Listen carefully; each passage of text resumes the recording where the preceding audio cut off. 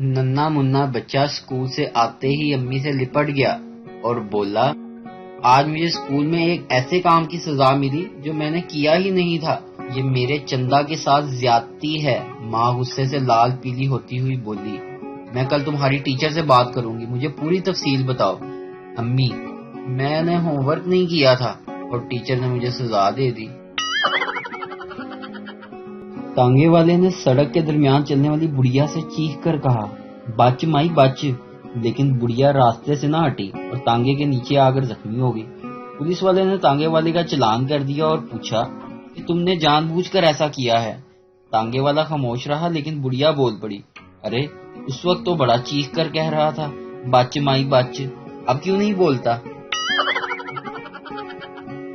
دکاندار، میں آپ سے پچھلے 3 دن سے کہہ رہا ہوں کہ ہم سکھوں کو چیزیں نہیں بیچتے اور تم روزانہ حلیہ بدل کر خریداری کے لیے چلے آتے ہو۔ سردار جی، چلو میں آئندہ نہیں آؤں گا، مگر آپ یہ تو بتائیں کہ آپ کو یہ کیسے پتا چلتا ہے کہ میں سکھ ہوں؟ دکاندار، جسے تم روزانہ الماری سمجھ کر خریدنے کی کوشش کرتے ہو وہ اصل میں فریج ہے۔ بیوی نے ماتھے پر ہاتھ رکھ کر کہا، میری تو قسمت ہی پھوٹ گئی تم سے شادی کر کے، کیسے کیسے قابل لڑکے مجھ سے شادی کرنا چاہتے تھے۔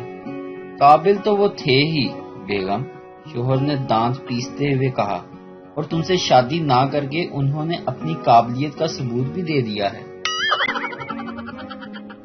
ویڈیو دیکھنے کا شکریہ۔ لائک کیجیے ہمارا پیج NTV اردو، اور ویڈیو پسند آئے تو ضرور شیئر کیجیے۔